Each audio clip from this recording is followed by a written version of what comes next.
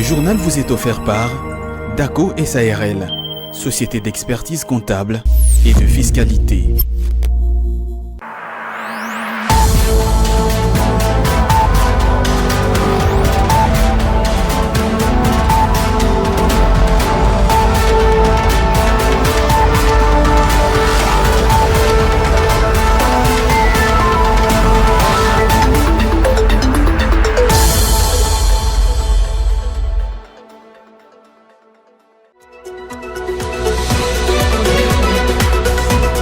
Le vice-premier ministre en charge de l'économie nationale, Vital Kamerhe, a lors d'une interview accordée à l'agence Reuters à New York en marge du forum international Reuters Next 2023, rassuré que l'actuel chef de l'État avait entamé les démarches de partenariat gagnant-gagnant entre les deux États, mais la mauvaise volonté politique du Rwanda n'a pas permis à un bon aboutissement. La question du projet Tshilé-Gelou a été évoquée au cours d'une conférence de presse tenue le jeudi 9 novembre, co-animée par les ministres de la Communication et Médias et celui des Infrastructures et Travaux Publics. Pour ces derniers, le retard enregistré était principalement dû aux difficultés d'acheminement de matériaux de construction vers le Grand Kasaï. À suivre dans cette édition du journal. L'intersyndicale nationale de l'administration publique, qui était en réunion d'évaluation avec les vice-premiers ministres en charge de la fonction publique Jean-Pierre Liaou, a rassuré quant à l'imminence de la paye des agents et fonctionnaires de l'État. À suivre également dans cette édition du journal. C'est tout pour le titre, mesdames et messieurs. Bienvenue dans cette édition du journal sur Ecofin Télévision. Comme je l'ai annoncé au sommaire, le vice-premier ministre en charge de l'économie nationale, Vital Kamerhe, a accordé une interview le 9 novembre à l'agence Reuters à New York, en marge du forum international Reuters Next 2023. À la question liée à la coopération économique entre la République démocratique du Congo et le Rwanda, le ministre de l'économie a rassuré que l'actuel chef de l'État avait entamé les démarches pour les partenariats gagnant-gagnant entre les deux États, mais la mauvaise volonté politique du Rwanda n'a pas permis un aboutissement. Durant son séjour aux États-Unis d'Amérique, pour les comptes du 4e forum de leaders mondiaux, les vice-premiers ministres en charge de l'économie nationale de la République démocratique du Congo a fait savoir que plusieurs projets de coopération économique entre la RDC et le Rwanda étaient en cours, qui avaient même abouti à l'installation de la société d'aviation rwandaise Rwandair sur le sol congolais. Sauf que ces projets n'ont pas pu se poursuivre faute d'esprit coopératif du président rwandais. No, it's possible to pacify the east of Congo and the all Great Lakes, because when the president Upon C'est possible de pacifier l'Est de la République démocratique du Congo. Lorsque le président Félix Tshisekedi avait pris le pouvoir, sa première destination était le Rwanda. Il avait proposé au président rwandais des projets communs pour le bénéfice des deux peuples. L'exemple de Rwandair, la compagnie Rwanda Airways. His brother Kagame, he proposed to the president of Rwanda the common projects for the common benefits for our two peoples. Nous sommes un grand pays au cœur de l'Afrique. Notre réveil peut catalyser le développement de toute l'Afrique. Je pense que la vision du président Félix Tshisekedi est de voir tous les leaders africains parler entre eux et avoir des stratégies communes pour le développement de l'Afrique. On y va étape par étape. All 9 neighbors of our country, because we are a big country in Central of Africa, and we must play a big role to set up. Il faut souligner qu'à l'issue de ces forums, le ministre de l'économie nationale a vanté les potentialités congolaises et a souligné les raisons de venir y investir. Au cours d'une conférence de presse organisée le jeudi 9 novembre, co-animée par le ministre de la Communication et Médias, Patrick Mouyaya, et celui des Infrastructures et Travaux Publics, Alexis Guizarro, la question relative à l'évolution du projet Tshilé-Gelou a été évoquée. Pour ces derniers, le retard enregistré était principalement dû aux difficultés d'acheminement de matériaux de construction vers le Grand Kasaï. Les détails de Fulgence Milay.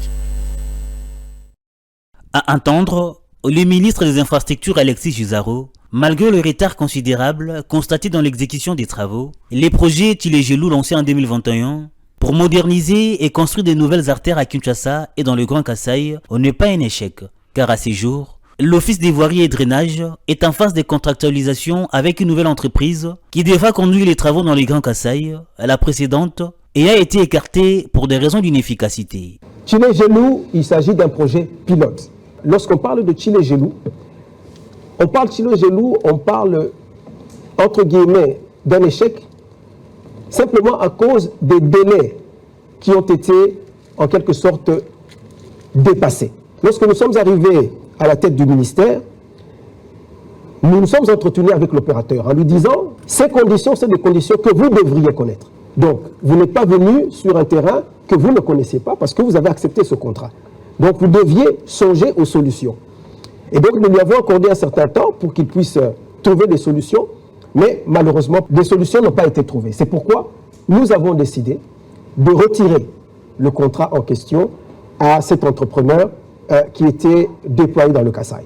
En lui retirant ce contrat, il fallait recommencer toute la procédure parce que l'inspection générale des finances qui est derrière nous, il y a la DGSMC, la direction des marchés publics qui est derrière nous. Donc, à chaque contrat, nous devons avoir des validations. Et ce qui fait que ça a pris un certain temps parce que nous avons voulu qu'à cette fois-ci, nous ne prenions que des entreprises qui sont véritablement installées dans ces espaces-là.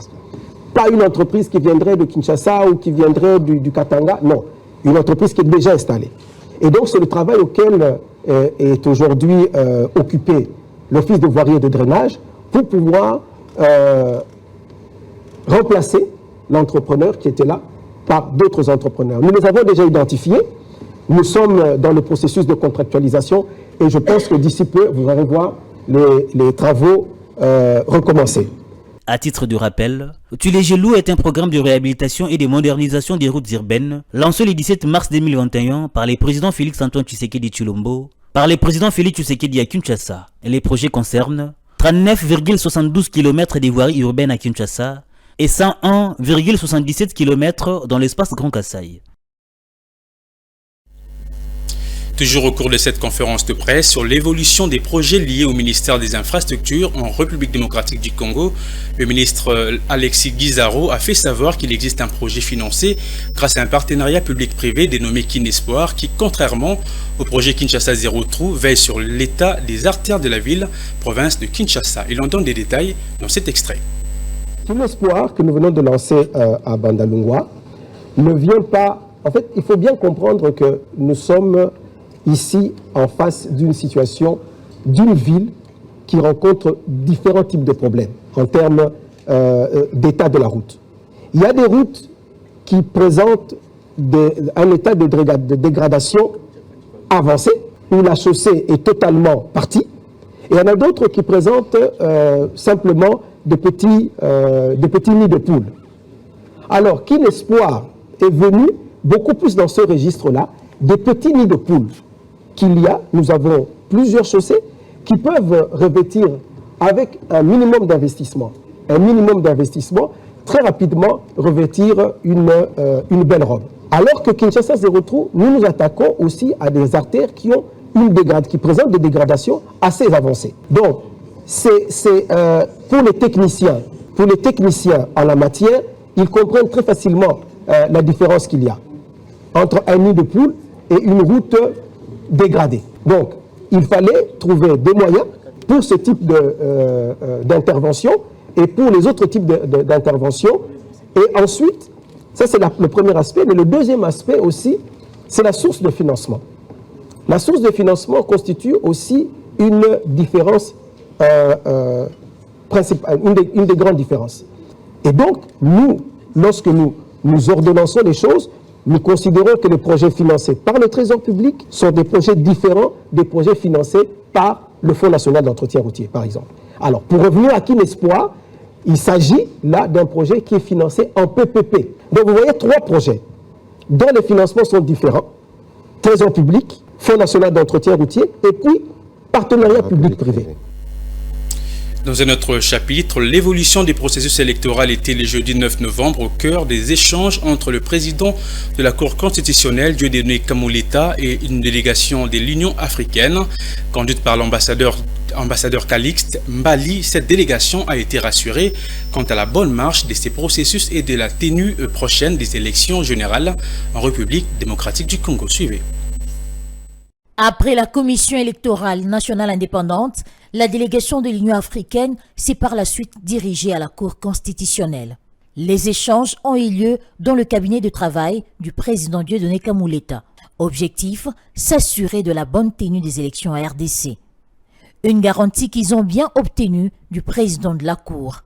Satisfait des échanges qu'ils ont eus, le chef de la délégation en a brièvement brossé le contenu. Nous devrions rencontrer le président de la Cour afin d'échanger avec lui, de savoir comment est-ce que les contentieux ont été gérés, contentieux de liste, et puis éventuellement voir avec lui quelles sont les projections de la Cour par rapport à la gestion de la suite du processus, la proclamation des résultats définitifs, la gestion, n'est-ce pas, des contentieux des opérations électorales et également après les élections. Il était donc important que nous puissions avoir ces échanges-là parce que, vous savez, lorsque les contentieux sont bien gérés, eh bien, ça contribue à l'apaisement, n'est-ce pas, du climat et surtout à la paix.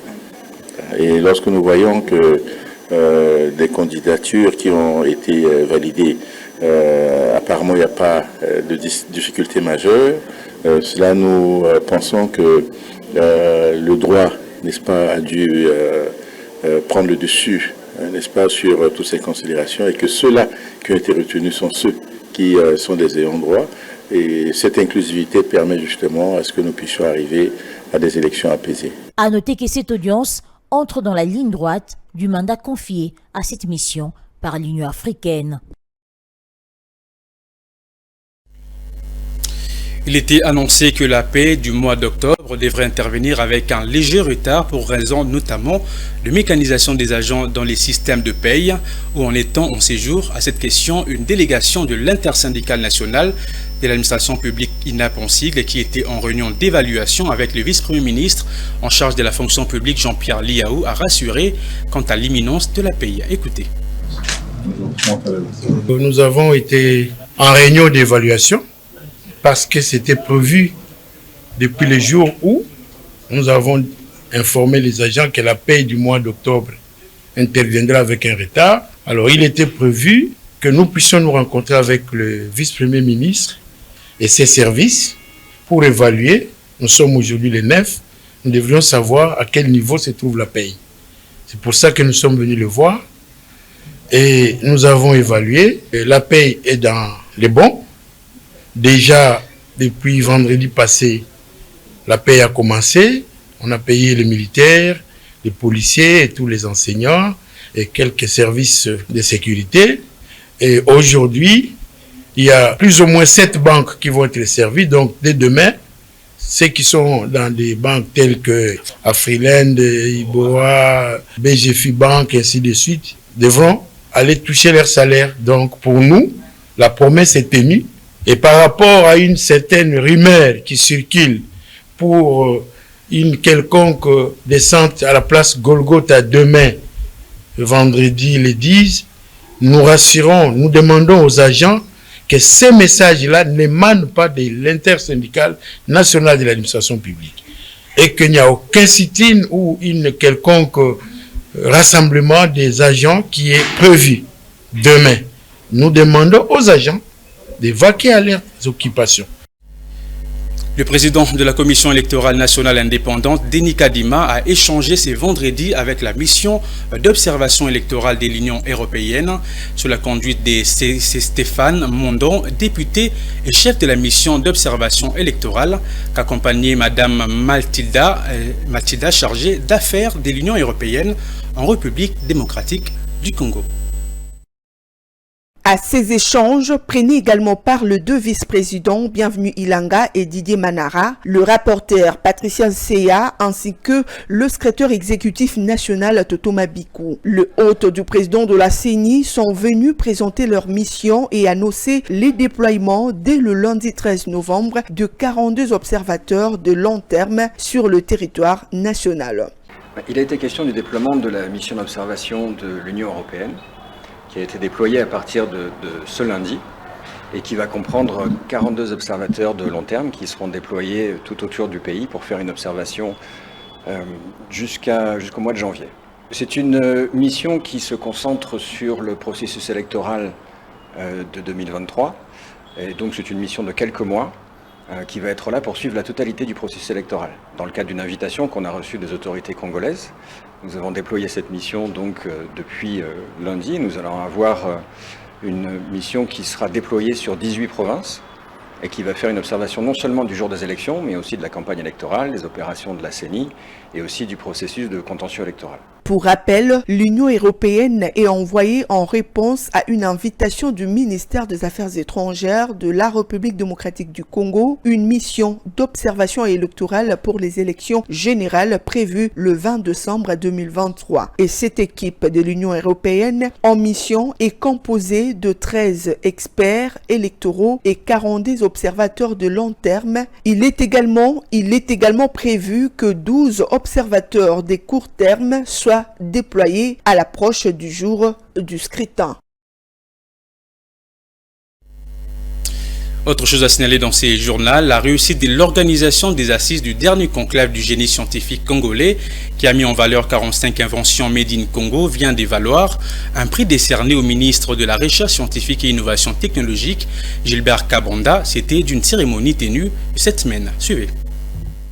Les conclaves du génie scientifique congolais, événement historique déjà inscrit en lettres d'or et gravé dans la mémoire des Congolais, n'est pas passé inaperçu pour la communauté estudiantine congolaise et en particulier les étudiants de l'université de Kinshasa qui n'y sont pas restés indifférents. Au nom de leur alma mater, le collectif d'étudiants appelé Show Me the Way a tenu à rendre un vibrant hommage à leur aîné des premières anciennes promotions du célèbre université de Lovanium, qui n'est autre le Dr Gilbert Kabonda. En tant que pionnier de la médecine aérospatiale de l'UNASA, cette opportunité devant les étudiants lui était propice pour expliquer les fondamentaux de cette branche de la médecine.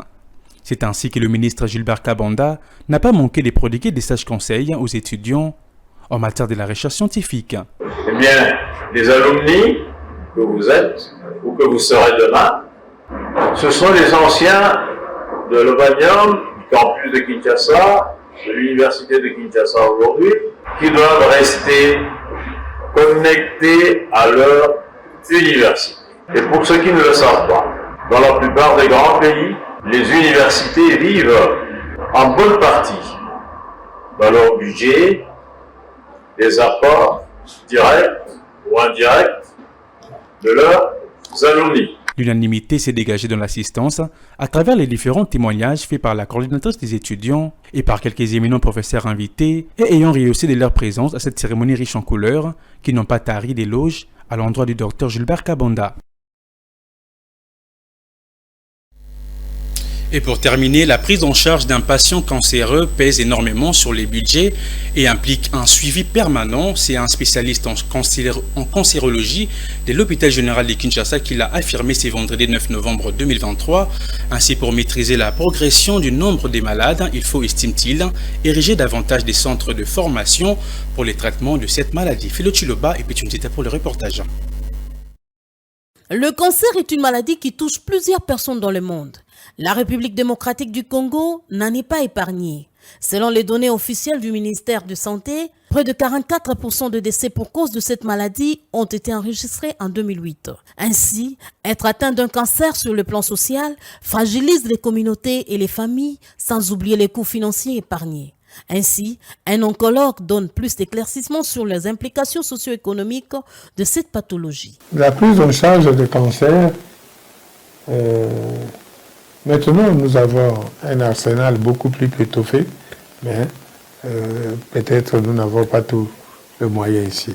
Socialement, je dirais que la personne est bloquée, devient improductif.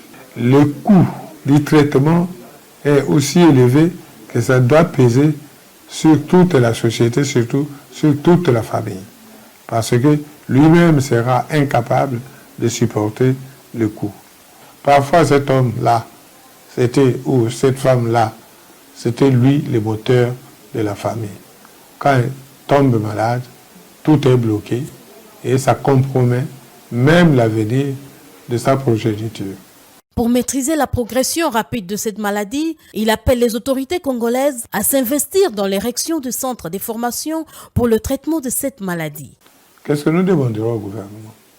De bien équiper ces hôpitaux, je dis bien, les hôpitaux de l'État qu'ils soient bien équipés et de bien former les jeunes gens. Notons que parmi les facteurs favorisant cette maladie, les habitudes alimentaires non adéquates, la consommation abusive du tabac et d'alcool y sont pour beaucoup. Place à présent à la revue de presse, lui est sélectionnée par Juvette Melou.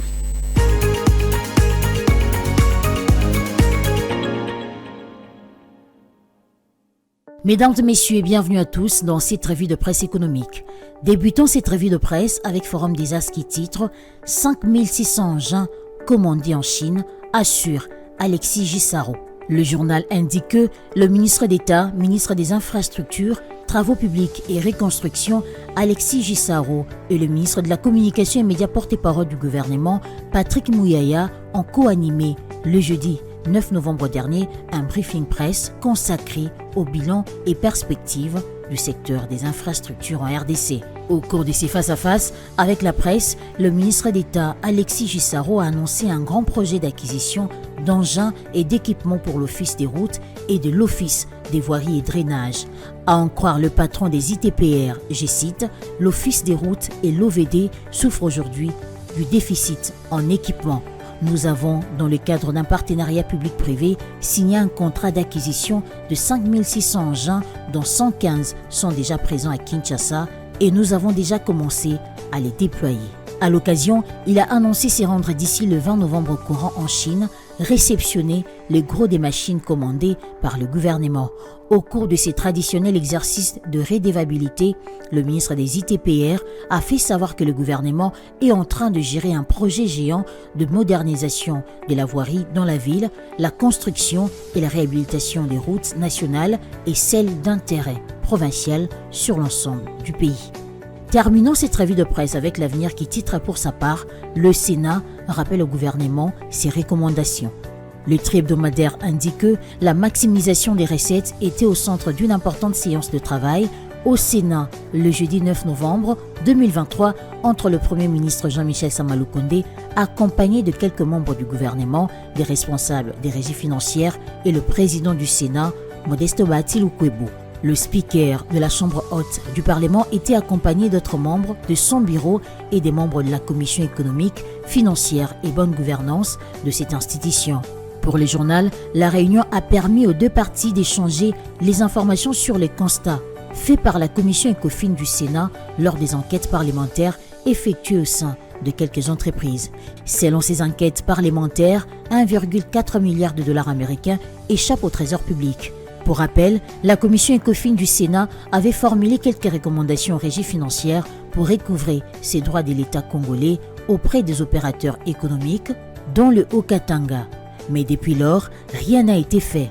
Au cours de la réunion tenue ce jeudi, Modeste Bahati Lukwebo a insisté auprès du gouvernement que les recommandations formulées soient appliquées afin de permettre à l'État congolais d'avoir les moyens de sa politique. Les opérateurs économiques qui ne vont pas s'y conformer se verront interdits d'exercer sur le sol congolais. Fin de cette revue de presse économique. Merci à vous de l'avoir suivi.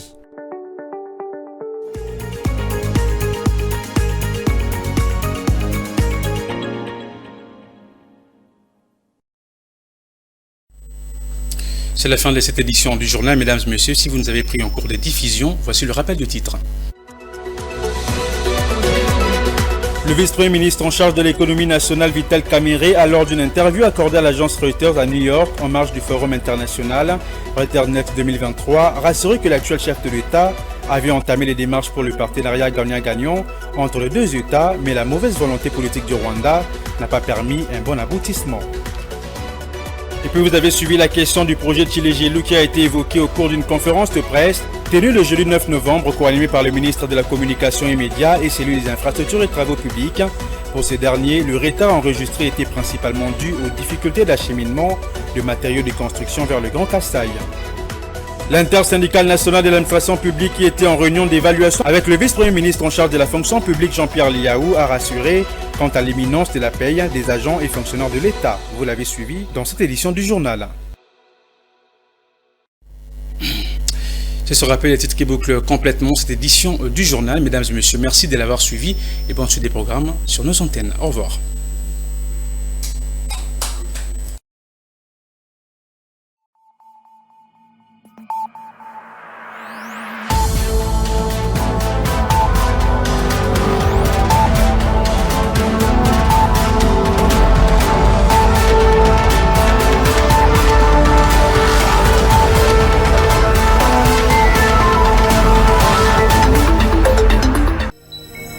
Ce journal vous a été offert par DACO SARL, société d'expertise comptable et de fiscalité. Dans une sphère médiatique, essentiellement tournée vers des contenus généralistes, où l'originalité n'a plus sa place au chapitre, où le secteur de l'économie et finance, pourtant poumon d'un État, sombre dans les oubliettes, voici enfin Ecofin Télévision. Économie et finance télévision, votre chaîne thématique essentiellement économique, vous offre un contenu original. Nous traitons des questions monétaires, commerciales, énergétiques, minières, pétrolières et environnementales. Notre créneau, vous proposer des informations, des analyses, des perspectives et prévisions économiques. Ecofin Télévision vous permet également de comprendre la coopération entre les États et les institutions, sans oublier l'épineuse question de la dette. Ecofin Télévision, tout savoir sur les investissements, les échanges commerciaux, la balance commerciale et la balance des paiements, le taux d'échange, l'état des lieux de la lutte contre les détournements des finances publiques, la coopération bilatérale ou multilatérale. Ecofin Télévision vous explique comment l'économie nationale est directement liée à l'économie mondiale. Notre particularité fait notre originalité. C'est pourquoi nous disons Ecofin Télévision, mieux que savoir sur l'économie et finances, comprendre.